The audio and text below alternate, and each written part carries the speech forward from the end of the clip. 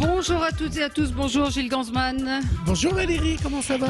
Ça va bien, c'est vendredi 4 décembre. J'ai ouvert ma petite case du calendrier de l'Avent, donc tout va bien. Vous avez des chocolats, vous avez quoi un petit chocolat, oui, un petit chocolat, voilà. Et aujourd'hui, c'est le club de la presse média avec un sujet unique, un sujet particulier.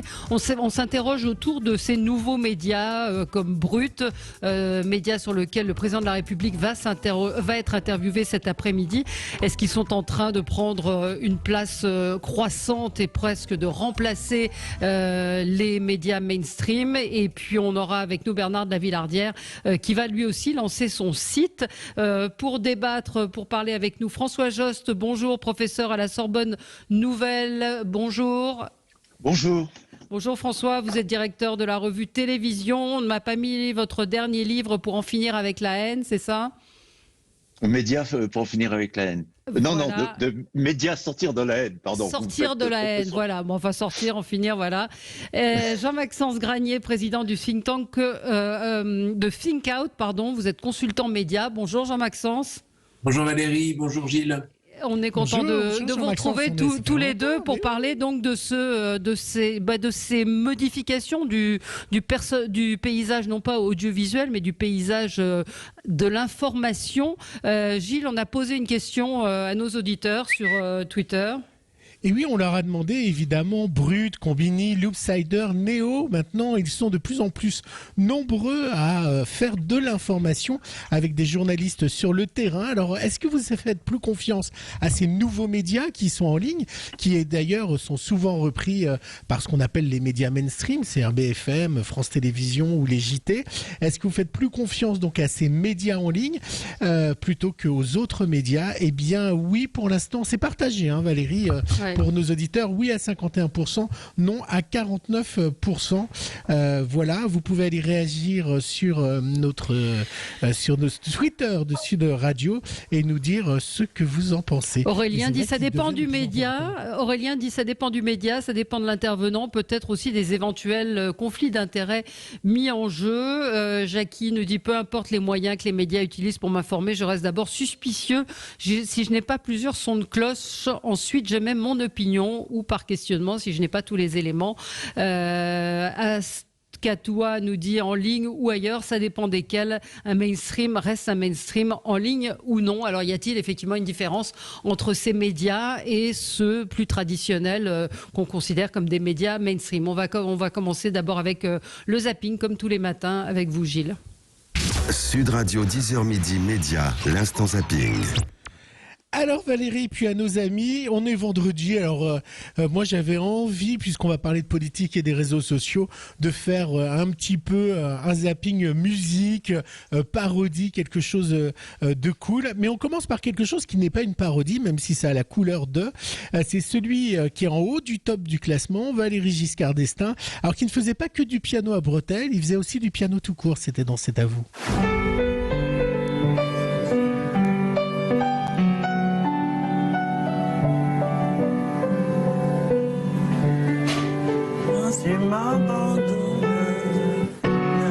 Dans cette pièce, il y avait un piano. Donc je jouais de temps en temps du piano le soir. J'ouvrais la fenêtre, les gens entendaient dans la rue. Mais qu'est-ce que c'est que ce bruit? Qu'est-ce que ça vient? Alors ils regardaient, ils voyaient que ça venait d'une fenêtre de l'Élysée. Et moi je continuais. Mais ils ne savaient pas que c'était vous. Puis quand j'avais fini, je fermais la fenêtre. Le fantôme de l'Élysée, c'est lui qui joue au piano. En deuxième dans mon classement musical, et bien évidemment dans l'actu, c'est Le Vaccin. Et Sandrine Saroche a fait une parodie un peu téléphonée. Allez, on a le vaccin, et on a le vaccin. Il paraît qu'il est au point, c'est pas du baratin. On se la fait a cappella, et on a le vaccin, à toi, et on a le vaccin. Il paraît qu'il est au point. Et puis pendant ce temps-là, hier dans l'émission, n'oubliez pas les paroles de Nagui. Vous allez écouter bien Valérie, Michel a poussé une imitation vocale presque parfaite. Il paraît que vous imitez en chantant évidemment Mike Brandt, c'est vrai? Ah, si je suis chanteur aujourd'hui, c'est Mike Brandt. A cappella, vous pourriez faire quoi? C'est C'est comme ça que je t'aime, comme un dieu qui se meurt pour l'amour d'une reine. Un poignard dans le cœur. Incroyable, hein vraiment, pas mal, pas mal. même empreinte vocale. Alors, cette parodie musicale, c'est vous qui me l'avez envoyée, Valérie, et on a bien ri ensemble. Alors, il cartonne sur les réseaux sociaux, c'est Stylo et sa copine qui ont repris Billie Jean avec des termes culinaires. Alors, est-ce que vous saurez entendre, nos amis, est-ce que vous allez entendre? Alors, écoutez bien, pomme tarte, houmous, hachis, limonade, saucisson, pomme tarte.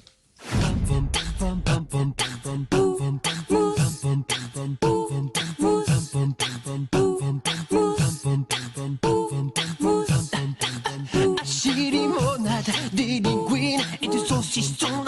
Assiette de maroilles, bouillon mis à crème avoine. Wokdad, une fois, Kuyaman. Kuyaman, c'est super, c'est assez incroyable. réussi, absolument. On va rester avec Michael Jackson et de nouveau Sandrine Saroche, notre chouchou Valérie, qui a fait de Betty devenue Biden. In America, you have no Sarkozy. I wanna get no Philippe Douste-Blazy. You know have Le Pen, you have no Ségolène. Just Biden, Joe Biden. In America, you have no Le Drian. I wanna get no Nicolas Dupont-Aignan. No François Fillon, no Jean-Luc Mélenchon. Just Biden, no Elisabeth Borne. Et Jean-Maxence, c'est super, hein? C'est super. Ouais. Jean-Maxence et François, c'est pour vous, pour finir. Moi, je vous dis que le prochain tube, c'est un bruit. Alors, un bruit qui devient parfois musique. Ça va être un tube. Moi, je crois que le prochain tube, c'est Où sont mes lunettes? De Jean Castex, qui hier cherchait ses lunettes alors qu'il les avait sur le nez. Mes lunettes, là.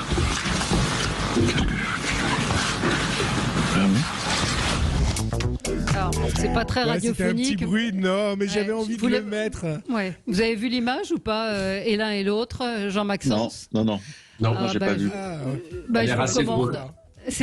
Franchement, c'est très drôle. Ça a circulé effectivement sur les réseaux. C'est-à-dire que Jean Castex, tel un peu Louis de Funès, tâte ses poches, la poche intérieure et tout en disant mais où sont mes lunettes? Et il les a sur le nez. C'est un peu inquiétant tout de même. Voilà. Ça arrive.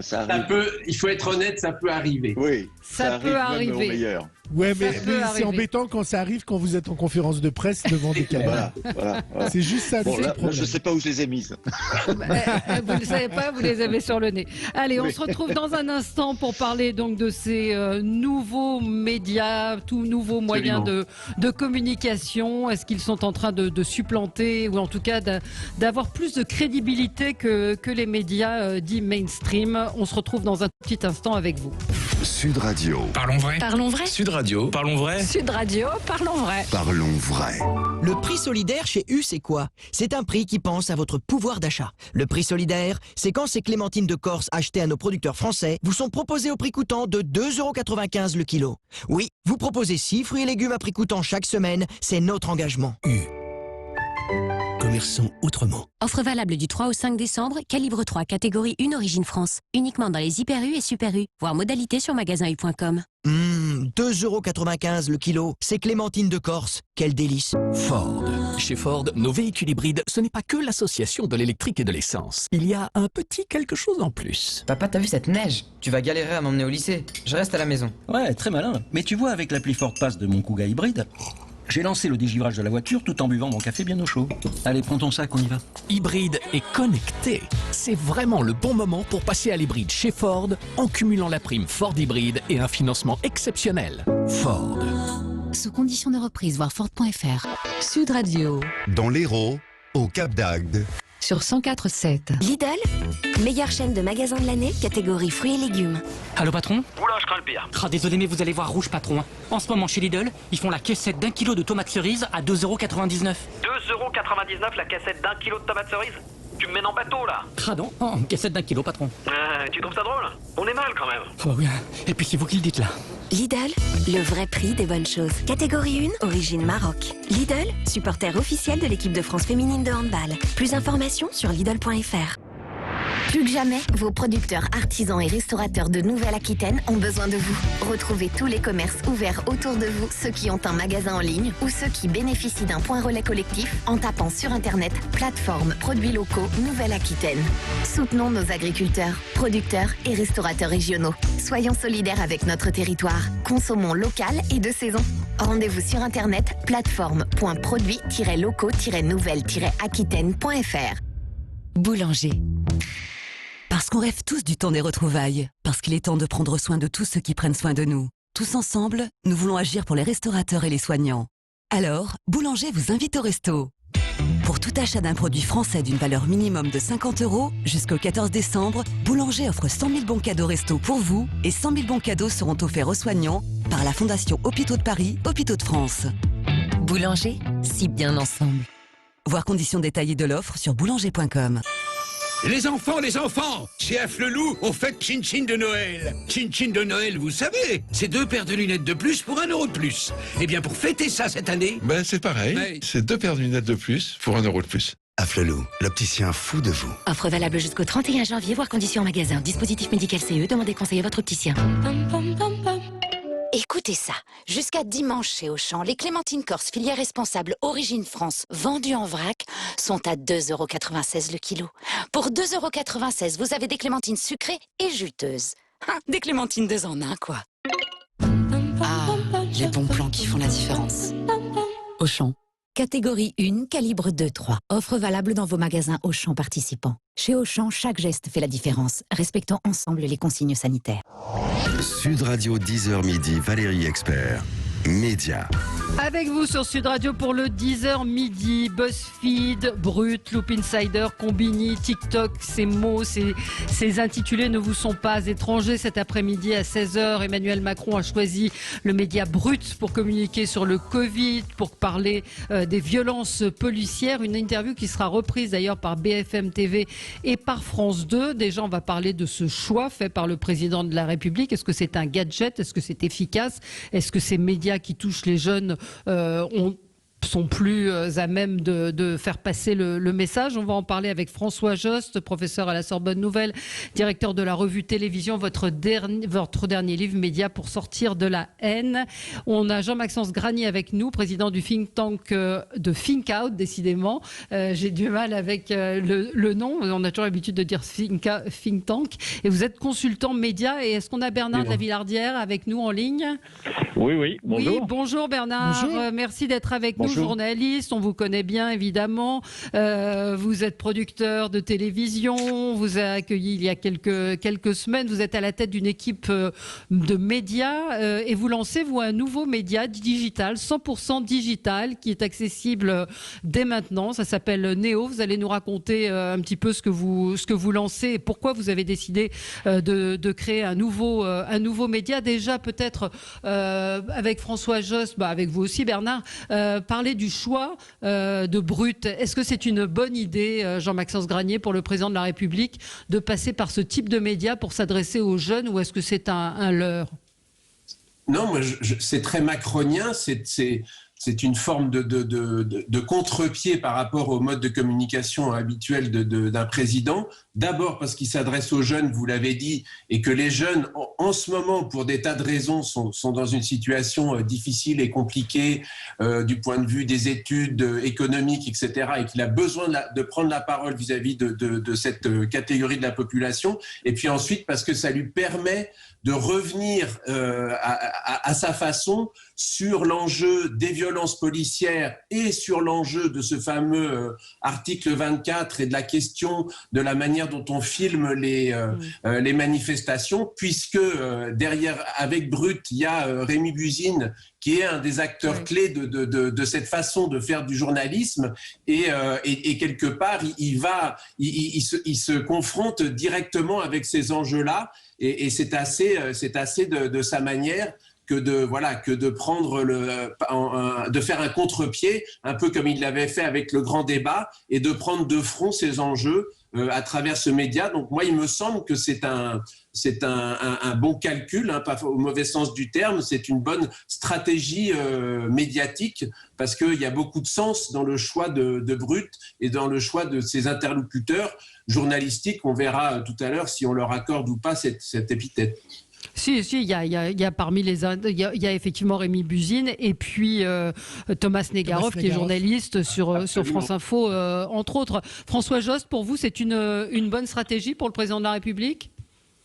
Oui, c'est une stratégie d'ailleurs qu'il a déjà utilisée en 2017 avant d'être élu. Il faut se souvenir qu'il avait accordé une interview à Hugo Décrypte, qui est un site important d'information. Donc le but, évidemment, c'est de toucher les jeunes. Il faut rappeler, pour bien voir l'enjeu, que selon une dernière étude de Reuters d'il y a un an, les jeunes sont à 69% regardent, s'informent par leur smartphone. Donc c'est sur le smartphone qu'ils s'informent, ce qui fait qu'il est sûr de toucher les jeunes. C'est très discriminant, hein, là. À partir de 35 ans, on regarde plus les informations sur la télé. Mais jusqu'à 35 ans, en revanche, c'est ce média qui est favorisé.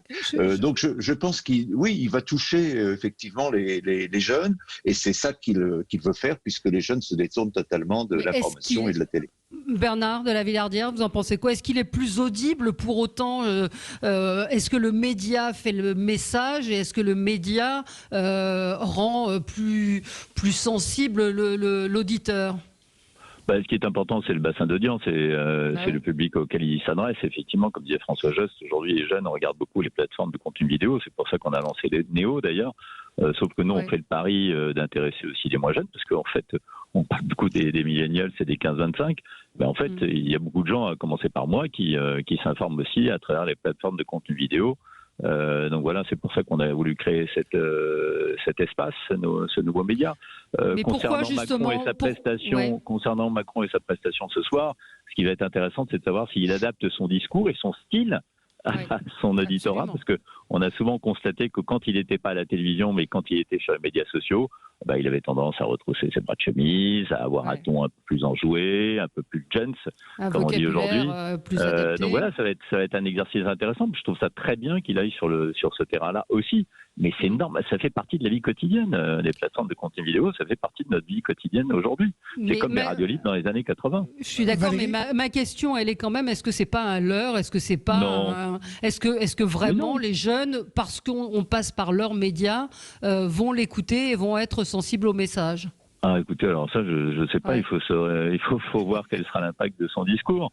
Mais je pense que, en tout cas, c'est important qu'il lance des ponts et qu'il essaye de communiquer aussi avec les jeunes et les très jeunes. Gilles. Oui, Valérie, moi je trouve qu'en effet, je suis d'accord avec Bernard de la Villardière. En fait, c'est le média qui est important, et ce média-là, il est regardé par les jeunes. Il y a des codes. Quand vous regardez YouTube, j'ai fait mon zapping avec les parodies. Il y a des codes, il y a des phrases très courtes. Alors, s'il n'emploie pas ces codes, ça sera un flop. Et puis, la question, mais cette question-là, c'est vous qui me l'avez posée lorsqu'on a préparé l'émission, et je pense que c'est la vraie question. C'est est-ce que Rémi Buzyn va changer ? Est-ce que son interview va être différente de celle d'un autre journaliste de France Télévisions ? Est-ce que le fait qu'il soit de quelqu'un de chez Brut, ça va changer ? Parce que Rémi Buzyn, il a été quand même révélé par les Gilets jaunes qui étaient quand même vraiment des attaques contre Macron, et donc c'est ça qui l'a mis en lumière. Il n'a pas fait d'école, il n'a pas été dans le sérail journalistique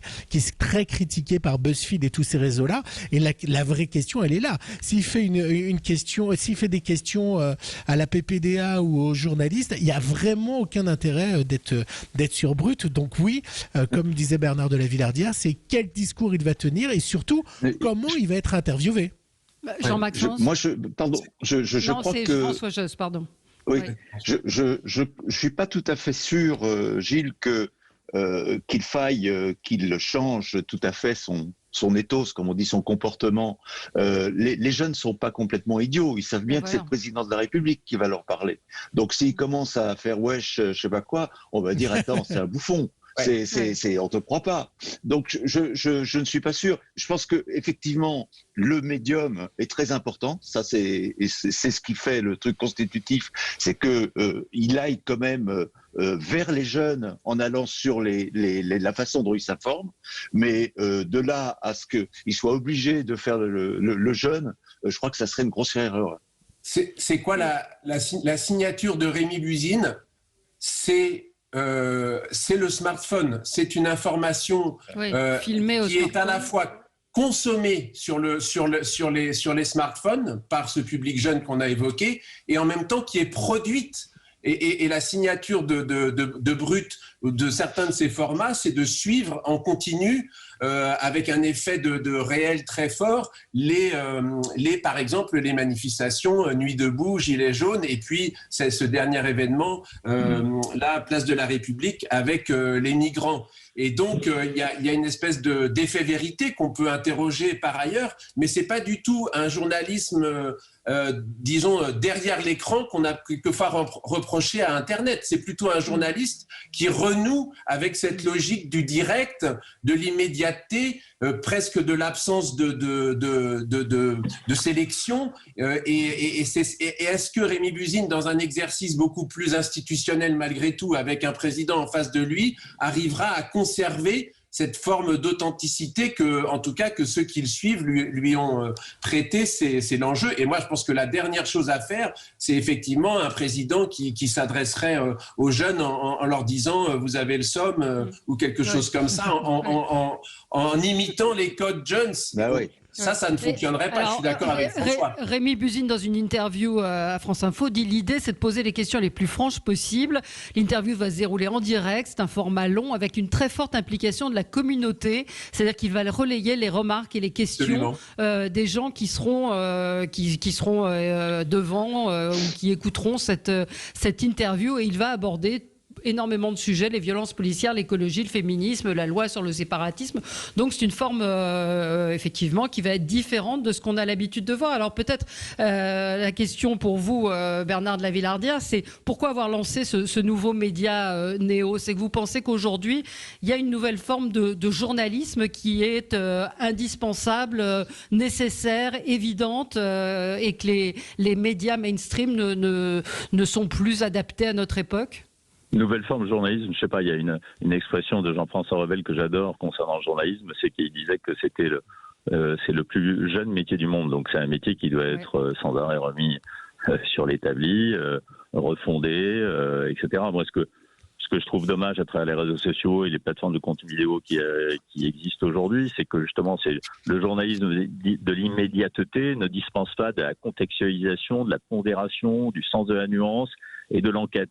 C'est vrai que les violences policières, elles sont surexposées, ou elles sont exposées à juste titre parfois, hein, je critique pas, par notamment des plateformes de contenu vidéo comme Brut, mais parfois on ne prend pas le champ, on ne prend pas le recul pour expliquer, pour contextualiser et aussi mettre en valeur. Ce qui se passe aussi, c'est que ces policiers souvent sont aussi victimes de violences psychologiques, d'injures. Enfin, aujourd'hui, il y a ce pseudo-nouveau journalisme que je conteste un peu, c'est-à-dire que ce sont des gars qui s'estiment journalistes citoyens et qui viennent braquer leur smartphone à quelques centimètres du visage des policiers stoïques pendant un certain temps, avant qu'on les charge d'attaquer la foule parce qu'elle refuse de se disperser, et on les insulte, on leur crache dessus, on leur jette des produits acides, voilà, et tout ça, on le montre pas toujours suffisamment.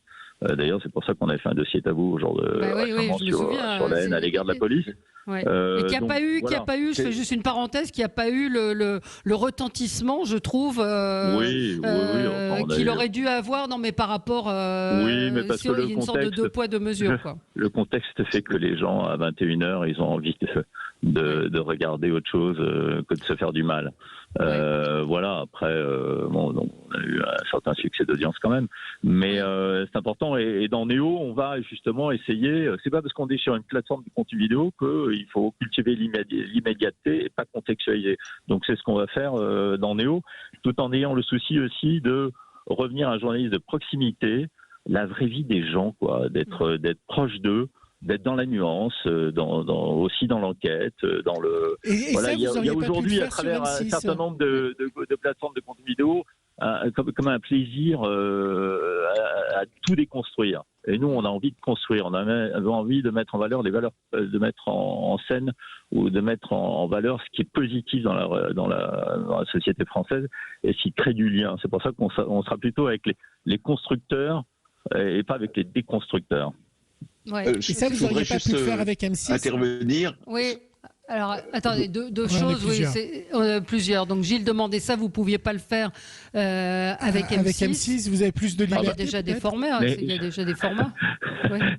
Je le fais avec M6 et avec Enquête exclusive. En ce moment, je suis à M6. D'ailleurs, je suis en train de mixer le sujet sur le cartel de Sinaloa qu'on va diffuser dimanche. J'ai eu la chance d'aller au Mexique là, il y a quelques jours. J'étais dans l'état de Guerrero. Et avec Enquête exclusive, je rapproche ce qui est loin. Avec Néo, on va tenter de rapprocher ce qui est près de nous et qu'on a tendance à oublier ou à démonétiser, à déconstruire.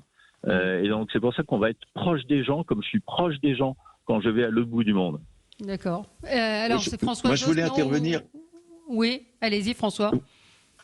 D'abord, je rejoins tout à fait par mon dernier livre Bernard de la Villardière, parce que je pense qu'il faut lutter très très fortement contre la haine des médias. Et j'ai vu d'ailleurs que sa nouvelle plateforme allait dans le sens de ce que je demandais à la fin de mon livre, c'est-à-dire des informations positives, parce que les gens ont besoin aussi d'avoir confiance dans des choses du monde qui marchent ou qui ont des solutions. Mais ce que je voulais rajouter, c'est que on caricature un peu Brut. Brut, c'est pas que des directs dont on vient de parler. J'ai été hier analyser les informations qu'il proposait, parce que je suis sémiologue et que donc je travaille toujours sur les faits et sur les choses. Et il y avait quoi ? Dans l'actu, il y avait 5 informations. Il y avait 5 informations dans l'actu. Il y avait notamment un reportage sur la guerre du Tigré, qui n'est pas un sujet spécialement simple, facile, où le commentaire faisait véritablement une construction, expliquait ce qui se passait. Il y avait un reportage sur la L214 et la filière de viande, etc. Un truc sur un stand-up, et puis la lettre de Vidi, etc. Donc pour dire qu'il y a des reportages qui s'accaparentent. Ce qui fait, je pense que Néo sera la même chose, ce qui fait ces plateformes, c'est que ce sont plus des magazines que de l'actualité directe. Il y a l'actualité directe, mais il y a aussi le côté magazine, c'est-à-dire on peut s'informer sur la vie, et il y a un point très important, c'est que ça passe beaucoup par des témoignages de gens. Alors Bernard de la Villardière disait il faut donner la parole aux gens, etc. C'est ce qu'on voit beaucoup dans ces plateformes, c'est-à-dire que les gens sont face caméra et ils s'expriment sur leur vie. Oui, mais avec l'importance de contextualiser aussi, comme le disait Bernard de la Villardière, parce qu'un témoignage sorti de son contexte ou une vidéo sortie de son contexte n'a pas vraiment de sens. Jean-Maxence ? Bien sûr. Pourquoi ces nouveaux médias, il ne faut pas confondre avec les réseaux sociaux eux-mêmes. Ils utilisent les réseaux sociaux comme mode de diffusion, mais ils ne se confondent pas avec eux. Ça serait par exemple la différence entre Brut et TikTok. Ils ont adapté leur format avec par exemple l'image carrée, avec le fait d'accorder beaucoup de place aussi au sous-titrage pour que ça soit,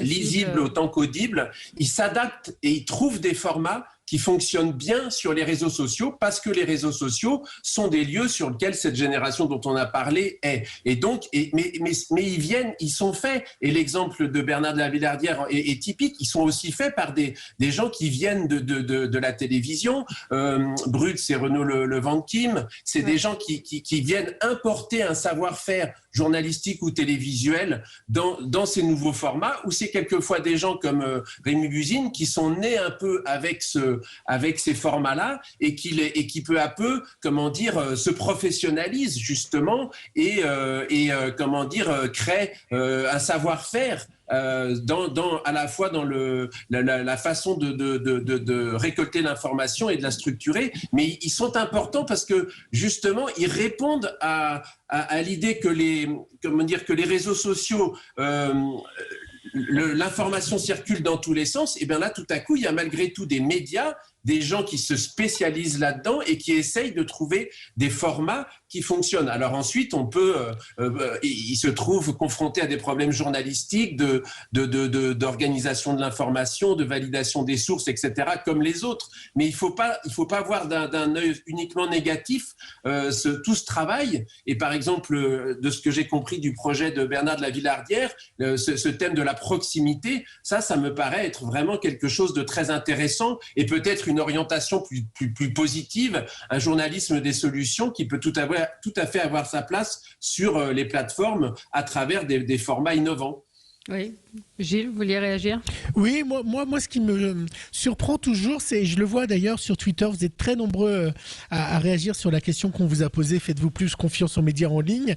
Et je pense que la vraie question, elle est là aussi, 54% pour l'instant disent oui, c'est pourquoi on fait plus confiance à ces réseaux ? C'est-à-dire que sur une manifestation, on va plus croire Rémi Buzine que France Télévisions ou TF1. C'est-à-dire que dès le départ, un sujet qui monte les gilets jaunes pour dire il y a de la casse ou des choses, eh bien évidemment on va dire BFM monte la casse, monte la merde, et Rémi Buzine va montrer les manifestants. Donc on voit bien qu'on a deux angles d'information différentes et qu'il y en a un à France Télévisions, à BFM, qui a une rédaction, qui a une éthique et une obligation, et le sujet est vu par une dizaine de personnes avant d'être mis à l'antenne.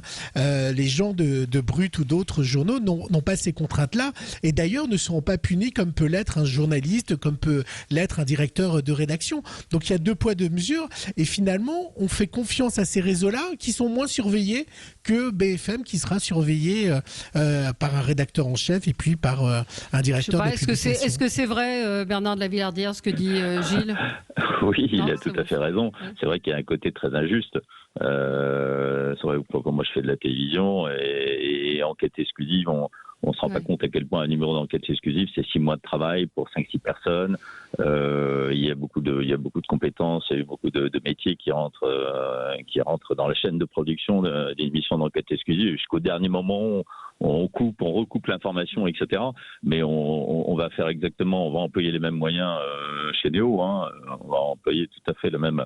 Moi, je vais m'attacher à avoir la même rigueur, et la rédaction de Néo, qui est déjà constituée d'une douzaine de personnes, à la même rigueur. Les fautes d'orthographe, la vérification de l'information, c'est plein de choses. Pour moi, c'est un métier. Ce qui est passionnant dans le journalisme, notamment le journalisme en images, c'est le côté artisanal, c'est-à-dire que, encore une fois, 1000 fois, on remet son ouvrage sur le métier, et c'est ça qui est passionnant. Et on parlait de proximité, oui, on sera au plus. Moi, ce que j'aime aussi, c'est la nuance. J'aime être surpris. Je trouve que l'information, c'est être étonné. J'adore, moi, partir avec une idée préconçue sur un terrain quelconque, et je rencontre les gens, et tout d'un coup, j'ai un changement de perspective, parce que c'est l'humain qui prime. C'est le lien que je peux établir avec les gens. Et même quand on va dans le quartier de Sinaloa, qu'on rencontre des narcotrafiquants, c'est intéressant d'avoir un peu leur passé, leur histoire. On revient avec des jugements beaucoup moins définitifs quand on va sur le terrain. Et c'est un peu le drame du journalisme d'aujourd'hui. C'est vrai que il y a de moins en moins de reportages et de plus en plus d'analystes et d'experts en plateau, et on va de moins en moins sur le terrain. Mais c'est parce que ça coûte moins cher aussi. Oui, bien sûr. C'est cette évolution qu'on a vue, qu'on a pu voir. Pour les plus anciens, ce que sont devenues les chaînes d'infos. Moi, à l'époque, je me souviens, sur LCI, j'étais la seule à faire du débat avec des éditorialistes. Aujourd'hui, que ce soit CNews, BFM ou LCI, il y a aujourd'hui plus que ça, plus que des gens qui font du commentaire de l'actualité. Il me semble. Oui, Jean-Maxence Granier. Là, par exemple, on a tendance un petit peu à opposer dans notre conversation les vrais médias qui seraient, par exemple, France Télévisions ou BFM, avec des médias qui ne le seraient pas. Alors, je vous rappelle qu'encore très récemment, il y avait une sorte de fracture, et on avait un jugement assez sévère sur les chaînes d'information en continu, en particulier BFM, en leur reprochant, par exemple, de faire une sorte de direct permanent et continu. Et puis, il y a ce deuxième reproche qu'on peut leur faire aujourd'hui, aujourd'hui que Valérie vous avez évoqué, c'est-à-dire le commentaire permanent, les plateaux de débat. Et pour moi, cette opposition, elle est moins nette que ça. C'est-à-dire, il y a l'enjeu d'inventer des formats qui fonctionnent sur les modes de diffusion que sont les réseaux sociaux. Et puis après, oui, il y a des questions de déontologie, de fonctionnement du journalisme, de moyens. Mais Rémi Buzyn, alors il est peut-être orienté, il est peut-être du côté des Gilets jaunes, mais en tout cas, il filme depuis l'intérieur des manifestations et il rencontre d'une réalité qui n'est peut-être pas assez balancée. Et il fait malgré tout un travail de journaliste en allant au contact avec les gens. Et c'est un peu ce que tous les grands journalistes ont fait toujours, c'est d'être en situation. Alors on peut être dans un camp ou dans un autre, mais voilà, moi cette opposition entre les médias auxquels il faudrait faire confiance et ceux auxquels on devrait faire moins confiance me paraît pas forcément valide. La crise de confiance, elle est globale. Et peut-être que c'est en s'emparant mieux de ces outils-là que les médias classiques et les nouveaux médias arriveront à renouer le lien de confiance. Mais le manque de confiance, il vient de deux choses. Il vient d'une part des gens qui considèrent que certains médias publics sont inféodés au pouvoir, et ceux qui considèrent que les médias comme les BFM, CNews, etc. sont inféodés au pouvoir de l'argent. Bon, c'est ça qui fait le manque de confiance. Alors, ce qui donne évidemment une seconde chance, j'allais dire, aux réseaux comme Brut, aux plateformes comme Brut, comme Néo, etc., c'est qu'on a l'impression qu'elles ne ressortissent ni au pouvoir politique, ni au pouvoir de l'argent. Ce qui est en partie faux. Parce que finalement, ces nouvelles plateformes vivent uniquement de la publicité. Donc, croire qu'elles sont totalement indépendantes, c'est évidemment faux. D'ailleurs, chacune est faite, et Néo encore aussi, par des gens qui viennent des médias traditionnels. Que ça soit Brut avec Renaud Van King, que ça soit le jeune Hufnachel qui a repris aussi, je ne sais plus lequel, que ça soit David Perrotin qui a rejoint maintenant Mediapart. Tous ces gens viennent des médias mainstream, d'une certaine façon. Oui, Bernard. Non, mais l'indépendance journalistique, c'est un comportement, hein, c'est une morale. Voilà, oui, c'est à vous de fixer les limites. Que vous travaillez, moi j'ai travaillé pour France Info, j'ai travaillé pour des médias publics, j'ai travaillé pour des médias privés. À chaque fois, c'est une attitude. Il faut avoir le courage de s'affranchir des normes, des contraintes et des pressions. J'ai été co-signataire avec tout un tas de maisons de production audiovisuelle récemment d'une lettre ouverte à l'égard des ministères et du gouvernement en disant que on n'en pouvait plus du contrôle de l'information, un contrôle de l'information qui est plus ou moins masqué, c'est-à-dire qu'aujourd'hui, pour travailler dans le service public, dans un hôpital, planter sa caméra dans un hôpital, une université, un commissariat de police, etc. Il faut des tas d'autorisations. On vous demande de signer des chartes et avec possibilité pour l'institution que vous avez suivie pendant des mois avec vos caméras, etc., d'avoir un visionnage pseudo-technique. Et en fait, c'est des visionnages techniques qui deviennent de plus en plus des visionnages éditoriaux. Et ça, c'est un vrai souci, c'est un vrai problème. Ou la tentation du smartphone. Ouais, tout à fait, ouais. Ou de la caméra cachée. C'est pas satisfaisant, c'est pas génial. Non, c'est pas génial. Donc Néo s'est lancé, c'est sur tous les réseaux, sur toutes les plateformes, comme on dit. LinkedIn, Instagram, et puis on aura notre plateforme dédiée aussi. Et effectivement, pour l'instant, on est sur des petits formats. Mais ce qui est intéressant sur ces plateformes de contenu vidéo, c'est qu'il y a aussi des formats de plus en plus longs. Et par ailleurs, on a passé un accord avec un certain nombre de régies, dont celle d'M6, qui va nous aider à vivre. Merci, voilà. merci à vous. Je précise. Bah oui, c'est excitant. Merci Bernard de la Villardière. Merci. Pardon, Jean-Maxence. Je disais bonne chance à Néo. Bonne chance à Néo. Oui, Jean-Maxence Granier et François Jost. Je rappelle donc que le président de la République sera interviewé ce soir par Thomas Negaroff, Yakmour Sengiz, je ne sais pas si je prononce bien, et Rémi Buzyn. Donc on verra effectivement la teneur. Un auditeur nous dit, pour moi, ces gadgets, c'est comme quand un ministre va chez Hanouna. Voilà. On se retrouve dans un tout petit instant avec Gérard Collard. Oui, rapidement. Frustré. Oui, alors 53% de nos auditeurs pensent que ils font plus confiance à ces nouveaux médias et 47% disent non, ça a beaucoup voté. Merci Gilles, merci à vous. On se retrouve tout de suite. Lundi, on a le gagnant de Koh-Lanta. Lundi, le gagnant de Koh-Lanta. La finale, c'est ce soir, il sera chez nous. Allez, les livres maintenant. Merci Gilles, merci à tous. On se retrouve tout de suite avec Gérard Collard.